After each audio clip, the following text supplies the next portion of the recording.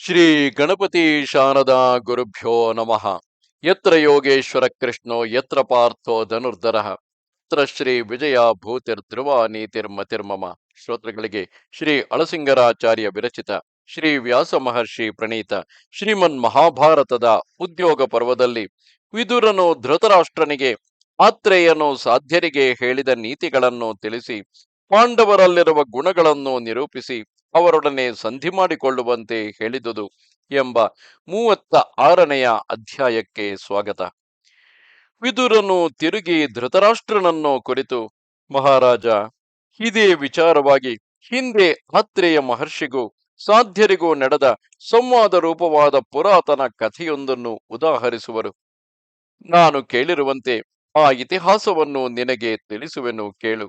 ಹಿಂದೆ ಆತ್ರೇಯನೆಂಬ ಮಹರ್ಷಿಯು ದೃಢವ್ರತವನ್ನು ಹಿಡಿದು ಹಂಸ ಅಂದರೆ ಸನ್ಯಾಸ ರೂಪದಿಂದ ಅಲ್ಲಲ್ಲಿ ಸಂಚರಿಸುತ್ತಿದ್ದಾಗ ಸಾಧ್ಯರೆಂಬ ದೇವತೆಗಳು ಮಹಾಪ್ರಾಜ್ಞನೆನಿಸಿದ ಅವನನ್ನು ಹೀಗೆಂದು ಪ್ರಶ್ನೆ ಮಾಡುವರು.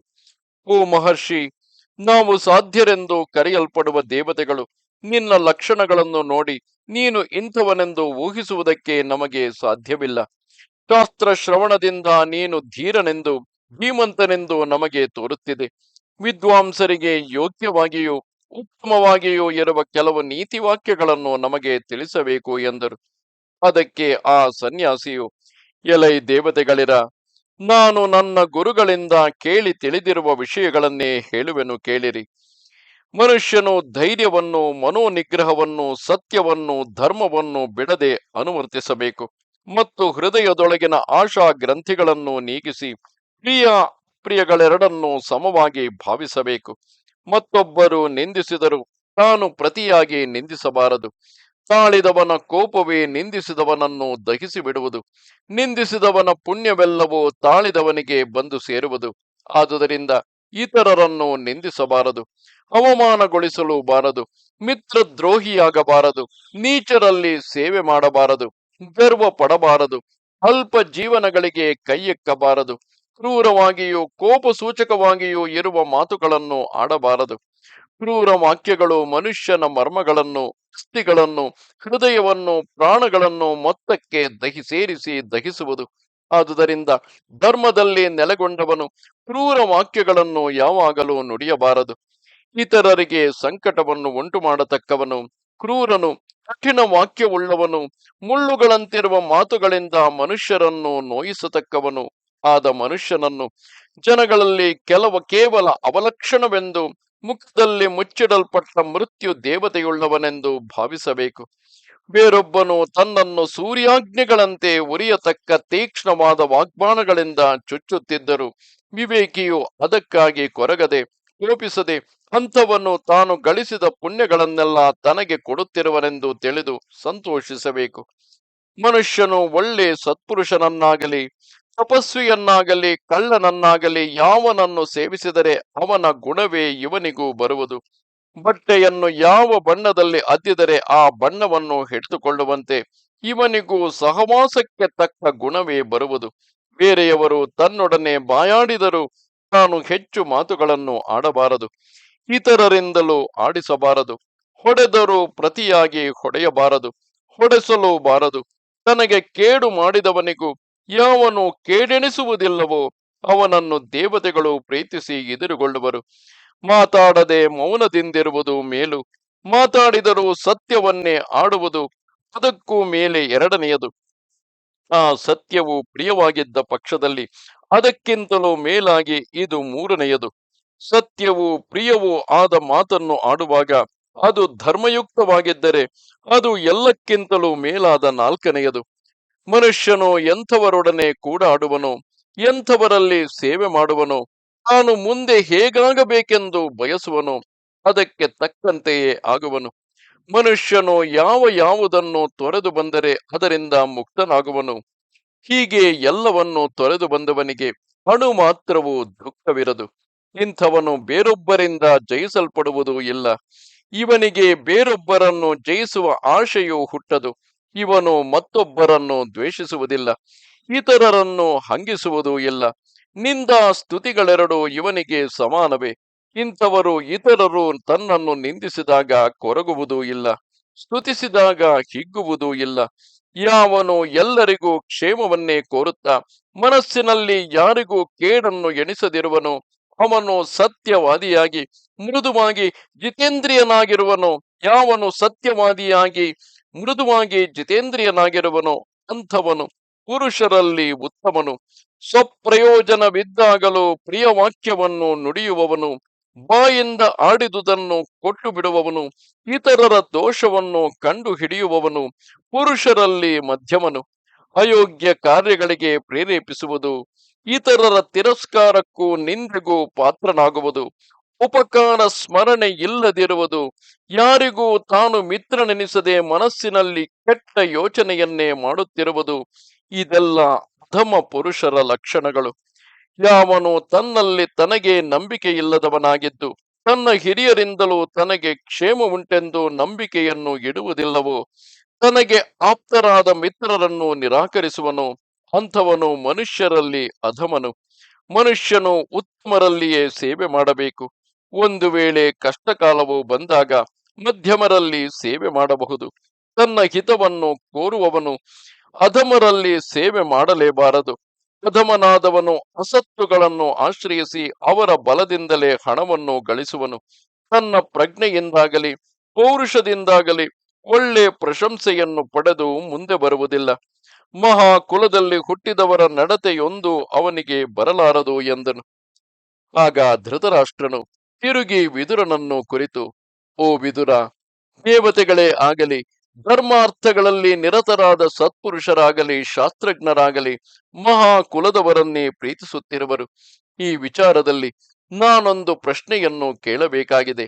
ಮಹಾ ಕುಲಗಳೆಂದರೆ ಯಾವುವು ಎಂದನು. ಅದಕ್ಕೆ ಆ ವಿದುರನು, ಮಹಾರಾಜ, ತಪಸ್ಸು, ಇಂದ್ರಿಯ ನಿಗ್ರಹ, ವೇದಾಧ್ಯಯನ, ತಾಳ್ಮೆ, ಯಾಗಾದಿ ಕರ್ಮಗಳು, ಯೋಗ್ಯದಿಂದ ವಿವಾಹ ಸಂಬಂಧ, ಯಾವಾಗಲೂ ಪ್ರಿಯವಾದ ಮಾತುಗಳು, ಅನ್ನದಾನ, ಇವು 8 ಗುಣಗಳು ಉತ್ತಮರಲ್ಲಿ ಯಾವಾಗಲೂ ನೆಲೆಗೊಂಡಿರುವವು. ಇಂಥವರ ಕುಲಗಳೇ ಮಹಾಕುಲವೆನಿಸುವವು. ಯಾವ ಕುಟುಂಬದಲ್ಲಿ ಜನರ ನಡತೆಯಾಗಲಿ ವಂಶ ಧರ್ಮವಾಗಲಿ ತಪ್ಪಿ ಹೋಗುವುದಿಲ್ಲವೋ, ಯಾರು ನಿಷ್ಕಳಂಕವಾದ ಮನಸ್ಸಿನಿಂದ ಧರ್ಮವನ್ನು ನಡೆಸುವರೋ, ಯಾರು ಅಸತ್ಯದಲ್ಲಿ ಪ್ರವರ್ತಿಸುವುದಿಲ್ಲವೋ, ಅಂಥವರ ಕುಟುಂಬವು ಮಹಾಕುಲವೆನಿಸುವುದು. ಹೀಗಿಲ್ಲದೆ ಯಾಗಾದಿ ಕರ್ಮಗಳನ್ನು ನಡೆಸದಿರುವುದು, ನೀಚರಲ್ಲಿ ವಿವಾಹ ಸಂಬಂಧವನ್ನು ಬೆಳೆಸುವುದು, ವೇದಗಳನ್ನು ನಿರಾಕರಿಸುವುದು, ಕರ್ಮವನ್ನು ಮೀರಿ ಹೋಗುವುದು, ಇಂತಹ ನಡತೆಗಳಿಂದ ಉತ್ತಮ ಕುಲಗಳು ಕೂಡ ಹೀನ ಕುಲಗಳೆನಿಸುವವು. ಹೀಗೆಯೇ ದೇವ ಬ್ರಾಹ್ಮಣರ ದ್ರವ್ಯವನ್ನು ಅಪಹರಿಸುವುದು ಅಥವಾ ನಷ್ಟಗೊಳಿಸುವುದು, ಬ್ರಾಹ್ಮಣರನ್ನು ಮೀರಿ ನಡೆಯುವುದು, ಇಂತಹ ಕಾರ್ಯಗಳಿಂದಲೂ ಸತ್ಕುಲಗಳು ದುಷ್ಕುಲಗಳೆನಿಸುವವು. ಮತ್ತು ಬ್ರಾಹ್ಮಣರನ್ನು ಪರಿಭವಿಸುವುದು, ಅವರನ್ನು ನಿಂದಿಸುವುದು, ತನ್ನಲ್ಲಿ ನ್ಯಾಸವಾಗಿಟ್ಟ ಇತರರ ಹಣವನ್ನು ಅಪಹರಿಸುವುದು, ಇವೆಲ್ಲವೂ ಕುಲದ ಮೇಲ್ಮೆಯನ್ನು ಕೆಡಿಸುವವು.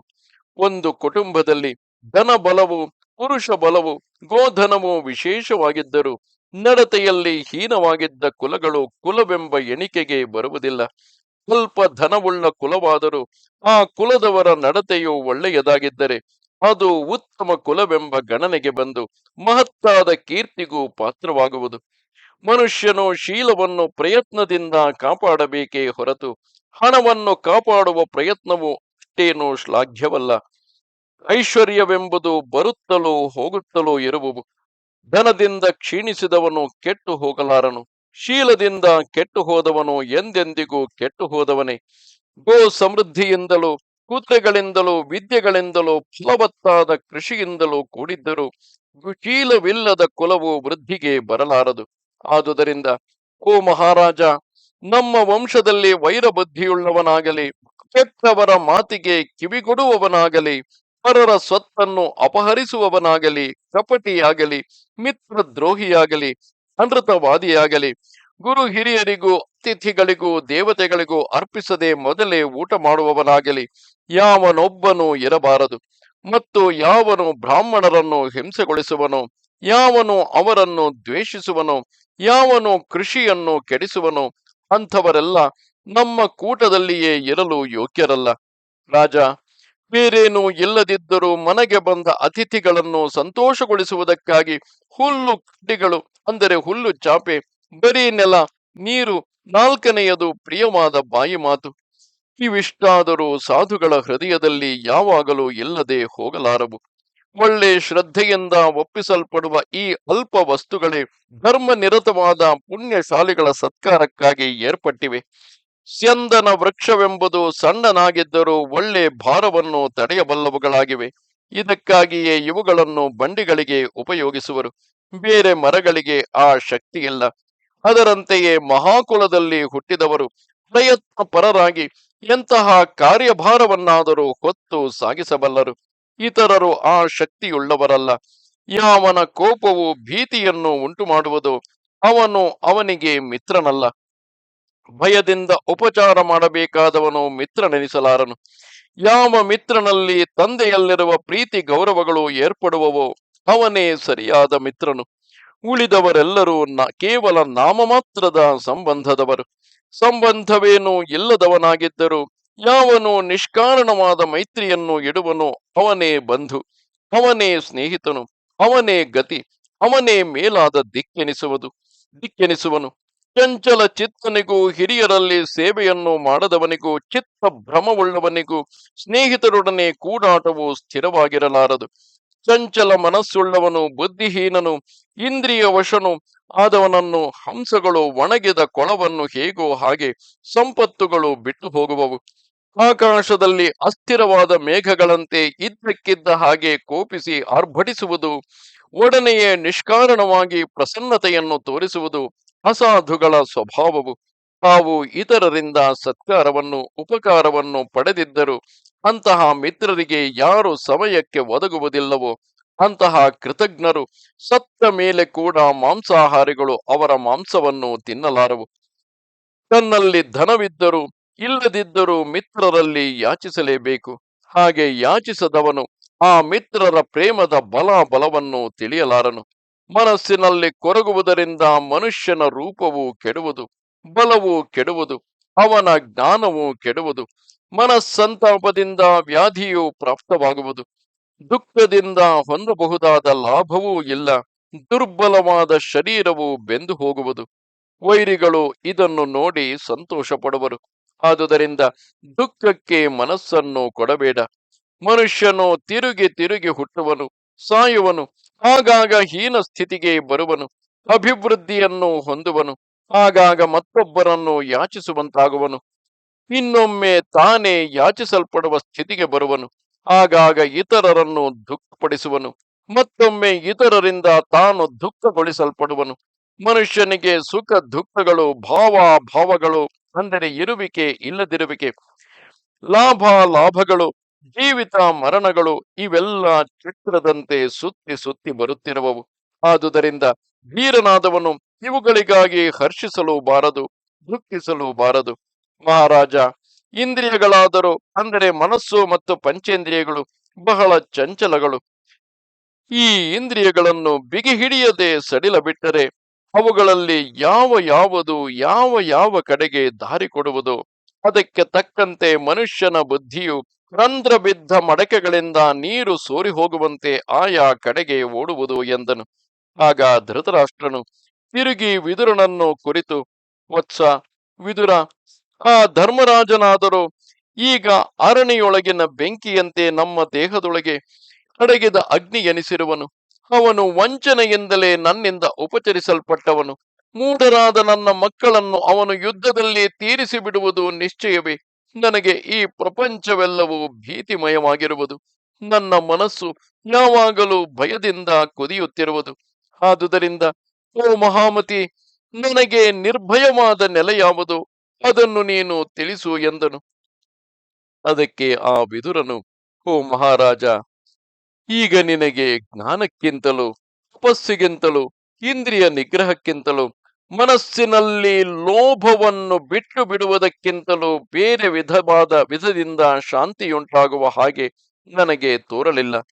ಮನುಷ್ಯನಿಗೆ ಜ್ಞಾನದಿಂದ ಭಯವು ನೀಗುವುದು, ತಪಸ್ಸಿನಿಂದ ಮೇಲ್ಮೆಯು ಬರುವುದು, ಗುರು ಶುಶ್ರೂಷೆಯಿಂದ ಜ್ಞಾನೋದಯವಾಗುವುದು, ಯೋಗದಿಂದ ಮನಃಶಾಂತಿ ಹುಟ್ಟುವುದು, ದಾನದಿಂದ ಉಂಟಾದ ಪುಣ್ಯವನ್ನು, ವೇದೋಕ್ತ ಕರ್ಮಗಳಿಂದ ಉಂಟಾಗುವ ಪುಣ್ಯವನ್ನು ಗಳಿಸದಿದ್ದರೂ ರಾಗದ್ವೇಷಗಳಿಂದ ಬಿಡಲ್ಪಟ್ಟವನು ಈ ಭೂಮಿಯಲ್ಲಿ ಮುಕ್ತರಾಗಿ ಸಂಚರಿಸುತ್ತಿರುವರು. ಕ್ರಮವಾಗಿ ಅಧ್ಯಯನ ಮಾಡುವುದು, ಧರ್ಮದಿಂದ ಯುದ್ಧ ಮಾಡುವುದು, ಶ್ರದ್ಧೆಯಿಂದ ಕರ್ಮವನ್ನು ಲೋಪವಿಲ್ಲದೆ ನಡೆಸುವುದು, ನಿಶ್ಚಲವಾದ ತಪಸ್ಸು, ಇವುಗಳಿಂದ ಪರಿಣಾಮದಲ್ಲಿ ಮನುಷ್ಯನು ಸುಖವನ್ನು ಹೊಂದುವನು.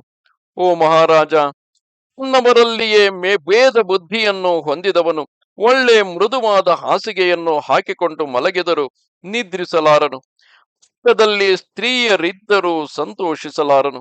ಬೆಳಗಾದ ಕೂಡಲೇ ಸೂತಮಾಗದರೂ ತನ್ನನ್ನು ಬೇಕಾದ ಹಾಗೆ ಹೊಗಳಿದರೂ ಸಂತೋಷಿಸಲಾರನು.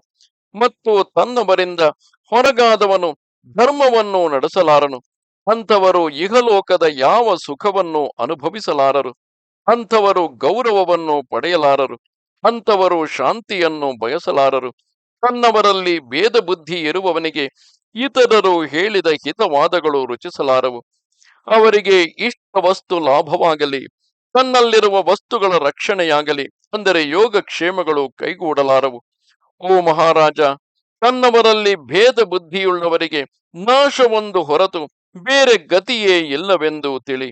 ಗೋವುಗಳಲ್ಲಿ ಕ್ಷೀರ ಸಮೃದ್ಧಿ, ಬ್ರಾಹ್ಮಣರಲ್ಲಿ ತಪಸ್ಸು, ಸ್ತ್ರೀಯರಲ್ಲಿ ಚಪಲತೆ, ಜ್ಞಾತಿಗಳಲ್ಲಿ ಭಯ, ಇವೆಷ್ಟು ಸಂಭಾವ್ಯವೇ ಎಂದರೆ ಇದ್ದೇ ತೀರಬೇಕು.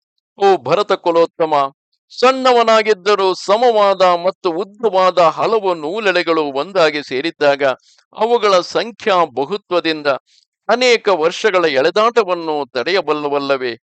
ಸಜಾತಿಯರೆಲ್ಲರೂ ಒಂದಾಗಿ ಸೇರಿರುವುದು ಕ್ಷೇಮಕರ ಎಂಬುದಕ್ಕೆ ಇದೇ ಒಳ್ಳೆ ನಿದರ್ಶನವು. ಉರಿಯುವ ಕೊಳ್ಳಿಗಳನ್ನು ಪ್ರತ್ಯೇಕಿಸಿದರೆ ಹೊಗೆಯಾಡುವುದು.